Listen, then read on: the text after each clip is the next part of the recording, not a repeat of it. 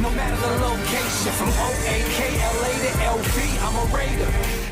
Raider Nation, what's going on? Let's get into today's Raiders Mailbag. And before I get started, I got to tell you, the Raiders, they just dropped brand new NFL draft hats. So if you want yourself a new draft hat, go to chatsports.com/RaidersDraft. If you want the curved brim, that's what they got. If you want a fitted hat, if you want a snapback, if you want the flat bill, they're also available. And I'm telling you right now, they are going to go very, very quickly. So if you want one, you better act now. chatsports.com/RaidersDraft. It's going to be in the comments. It's going to be in the description. You better be repping your team on draft day. All right, let's go to the first question coming in here from Xavier Charles. How would you feel about taking Barmore at 17, Richie Grant at 48, best tackle available at 79, and best player available from that point on? I mean, I like Barmore a lot. He's by far the best defensive tackle in this draft. Richie Grant at 48 would be probably the best case scenario. Best tackle at that point, it kind of depends who you guys want to get, but still, best tackle at 79, I really don't know if I'd be confident in any of the tackles at 79 starting for the Raiders, so, that's a big thing for me. And then best player available from that point on. It depends who. I'm starting to like a lot more guys like a Jamar Johnson starting to be a very intriguing player to me. If Javon Holland could also be there, it's a pretty interesting player to me. But in terms of Barmore at 17, I like him a lot. But it would be a little bit of a confusing pick, and if it does happen, I think that means that they're going to move on from a guy like Mo Hurst. Let's go to another super chat coming in here from Caleb Landry. Why does Schwartz look like Travis Kelce's angry older brother? Yo, this is really, really funny. So here's a picture of Mitchell Schwartz, which is top-notch. You know what's funny about this also? I kind of think you guys are right. So how many Chucky heads on Mitchell Schwartz looking like Travis Kelce's older angry brother? One for small shred of truth, 4 for 4 Chucky heads. Let me know in the comments. Let's go to the next one coming in here from Like Marlin. Graded my mock draft, Mitch. All right, so we got Joke, Grant, Holland, McNeil, Adrian Ely, Sage Surratt, Jarrett Patterson, and Elin. So, Sam, if you could make me a graphic for this mock draft, I'd greatly appreciate it. So at the end of the day, I mean, we're always telling people hey, let me know what your mock draft is and this and that. So Marlon, I absolutely love the first pick of Jeremiah Owusu-Koramoah. I really like the pick of Richie Grant here. That's pretty solid. And then Holland is pretty interesting to me. Also, shout out to Sam for making that really quick. Holland here, he could probably be that role that they were hoping you'd get out of somebody like a LaMarcus Joyner. McNeil, he's somebody that I think could get drafted in the top 60, so for us to be able to get him at pick 80, I like that move a lot. At 121, you have Adrian Ely, offensive tackle from OU. I'll tell you what, he's a very tough dude. If you want a lesser version of what you'd probably get in a Teven Jenkins, he could be that player. I do think that he'd be an upgrade over Brandon Parker, honestly, at right tackle. Sage Surratt, he's 6'3", 200 pounds. Jarrett Patterson is a pretty good running back. Kind of reminds me of a Darren Sproles, if you will. And then Greg Island. The greatest part about Island is he's pretty versatile. He can play guard. He could probably play center. Not the greatest player, but in the 6th round, hey, why not? So how about this? Since he sent in that mock draft, what I want you guys to do right now is grade the mock that you just saw. Would you be happy about it? Would you be upset about it? I mean, if I'm being real, the fact that you started off with the guys that you did, like Richie Grant, Joke, Holland, and then also McNeil, and then Ely, I think that's a pretty solid start. So I'm going to give that an A- grade. If anybody wants to send me their mock drafts, please go ahead, give me a follow on Instagram. I'll be able to go ahead and grade them all for you. But remember, use PFN, and I'm at Mitchell Renz 365. All right, let's go to Brady James here. Do you think that the Raiders will address the linebacker needs in the draft? I mean, I think they will, and I still think that you can see a few players also step up. I mean, don't forget a guy like Tanner Muse. He's going to be ready to go for this upcoming season. He's probably going to play, I think, a little bit more of safety/linebacker. Also look for Jonathan Abram to come up and play in the box a little bit more. But I understand that the Raiders have Morrow, Kwiatkowski, Corey Littleton, but they still need some depth there at the position. I'm expecting a little bit more out of Javen White as well, but do I think that they address it? Yes, I definitely do. And if it's the first round, it's Parsons or Joke. And if it's not in the first round with one of those two players, I think they wait until round 5, maybe round 6. Let's go to Dolmite X. You're next up here on the Raiders Report. Appreciate the super. Best shirt yet. Thank you for all you do. And you need a raise. Question. Teven, Barmore, or a free safety at 17, your opinion. So I appreciate that you like the shirt. I always tell people, hey, if you belong to a Raiders club or if you belong to something, send me your shirt. I'd be happy to wear it. So this one's from the North Carolina club. I think I can show you guys on the back here. So again, if you guys want to send me a shirt to wear on the Raiders Report, be more than happy to do so.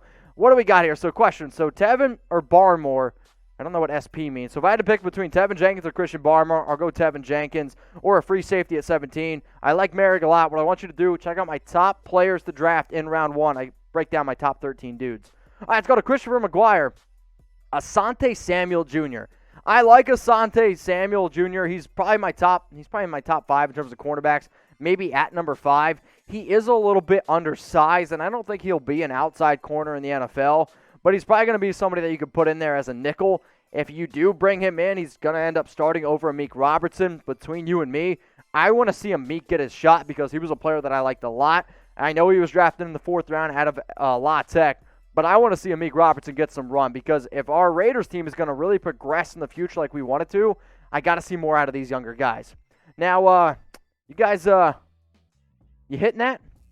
You know what I'm talking about. You getting in there? You hitting that? You better be, because I want to get to 77,000 subs, and if you're really freaked out about the message, it's probably because you don't watch the show very often. But all we're trying to do here is give you more content, so if you could, please hit that subscribe button for news, rumors around the Las Vegas Raiders, and I promise you, we're the #1 most watched Raiders channel for a reason, so seriously, hit that subscribe button. Wow, what a picture here. This is my college. This is my sophomore year in college baseball, so shout out to Trevor for finding this beauty. Oh, boy. Who would you be surprised with if we take? So a surprise take that's not like too out of this world in terms of for the Raiders. I mean, I like Richie Grant a lot. I would actually be surprised if they took him at number 17 overall. I've also seen some people really hype up a guy named Walker Little, offensive tackle from Stanford. If they took him really early on, I think that'd be a big-time reach. And then I'm trying to think of the cornerback's name. Caleb Farley. I like Farley a lot. He's a really good player, but if the Raiders took him at 17, I would be surprised due to the back injuries. Well, Trevor, what I want you to do, though, is go check out my stats from my sophomore year. I think they're pretty good. Let's go to all things Raiders here. Hear me out. #Raiders. Mitch, trade up for Surtain. Okay, so I know that the Raiders need another corner, and you guys know that I'm not the biggest fan of Damon Arnett. But the issue is, if you're trading up for Surtain, like, where's he going to fall to? Like, pick number 12? So let's say you got to trade up with a team like the Eagles, or even if he doesn't fall to 12, like, he could easily go in the top 10. If I'm going to trade up that far, I'm going to do it for somebody like a Penei Sewell, or maybe for somebody like a Rashawn Slater. Or if one of those big 3 wide receivers fall, I don't think I'd do it then. If Kyle Pitts falls, I'd be a little bit intrigued. I like Surtain a lot. However, entering this draft process, he was my number 2 cornerback behind Caleb Farley. I do think some people are really starting to hype up Surtain a lot because he is the clear number 1 corner now. But I'd actually rather have a guy like J.C. Horn at 17 instead of trading up for Surtain at pick number 1. But what do you guys think about this? What says you? Should the Raiders trade up for Patrick Surtain? Give me a Y for yes, or I want you to type N for no. Most of y'all that watch the show know that I'm team trade back. Now, there are certain situations, and I will be doing a video probably coming out here in the next week or so, maybe 2 weeks, about the top players that the Raiders could trade up for. But if you like the idea of trading up for Surtain, I want you to type your Y for yes. If you're sitting there saying no way, type N for no. If you want the Raiders to trade up maybe for another player not named Patrick Surtain, hey, please, go ahead and do so. Now, I'll tell you one thing. If the Raiders do trade up, hopefully you're watching our Raiders coverage here during the draft, and hopefully you're wearing a draft hat. If you haven't already, go to chatsports.com/RaidersDraft. We're hooking you guys up with some brand new Raiders draft hats here. So before they're all gone, go take advantage of the deals. All right, let's go to Brett. What up, Brett? Appreciate the super. Any news on the details on Joseph's deal? With the salary cap, where are we at and where are we done in free agency? So in terms of, like, Karl Joseph's deal, I actually don't have the contract figures yet, and I am filming this show on April 13th, so keep that in mind. Right now, the Raiders, I believe, are about like $3.63 million. What you also have to remember is the Raiders still have to pay their rookies. What you're going to end up paying your rookies is like $8.63 million because they have fixed costs. So as it stands right now, I actually might think that the Raiders are done as it stands at this current juncture. Now, they could move on from a few other guys, move some space. Like, I think other players that could get moved on from, Jalen Richard, Arden Key, Mo Hurst. I mean, you clear that, that's a little bit over $8 million right there. So, as it stands right now before the draft, I do think they might be done. All right, let's go to Randy Garza. You're next up here on the Raiders Report. Mitch, love the show. Off subject. Did you play, or do you play fantasy football every single year? My family's got a fantasy football league for 15 years, and honestly, the way I got my job here at Chat Sports was through fantasy football. That's where I really started my whole career. I started writing for a whole bunch of people, did some podcasts as well. But I'm a big fantasy football fan. There's no doubt about that. All right, let's go to Mad Vet Woodworking. What's up, my brother?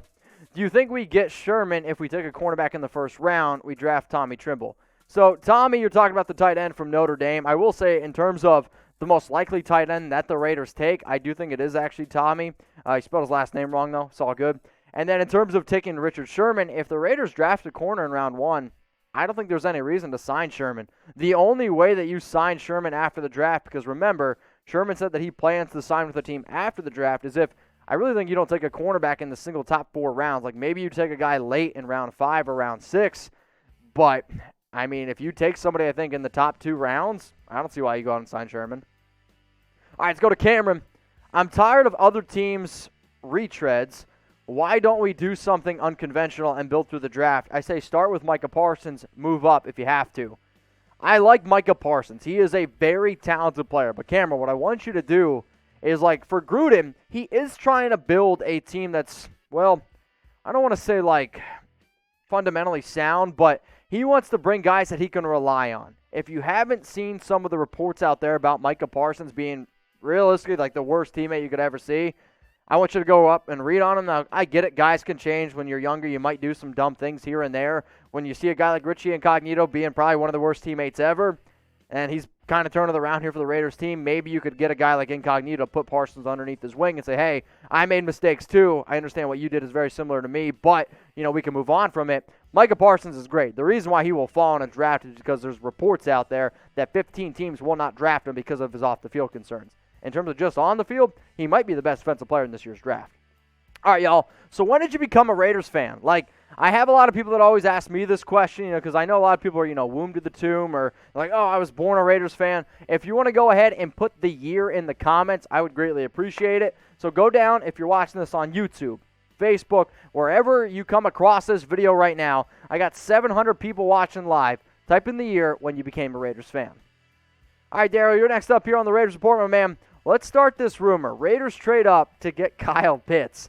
Well, I don't start rumors here. If we find something out there on the internet, I'll talk about it in terms of a story. The issue is this. Like, if you're going to trade up for Kyle Pitts, I actually think you probably got to go up to assure yourself that you're going to get him. You probably got to go up to pick number 4. And that's a really, really, really far place to go all the way up to get Pitts. Do I think he's great? I do. Do I think he reminds me a lot of a guy like Darren Waller? Absolutely. However, if you're going to give up that much draft capital for a tight end, he better be the best tight end that has ever played in the NFL. Like, not just good now. For you to trade up that much draft capital for a tight end to be the second best tight end on your team, he better end up being somebody a lot better than Travis Kelce. You better be getting somebody like a Tony Gonzalez, honestly. Like, that's what he better be. All right, let's go to Slider Holiday here. Would you be okay if we drafted an offensive lineman in the first 2 rounds, so Jenkins and Dickerson, and then get a free safety like Sherwood in the 3rd? Well, I wouldn't take Sherwood in the 3rd. If we're going to go this route, you better end up with somebody potentially like a Jamar Johnson, is somebody I'm starting to like a lot more. Still, round 3 might be a little bit of a stretch, but I do know a lot of people are starting to really climb up the board on him.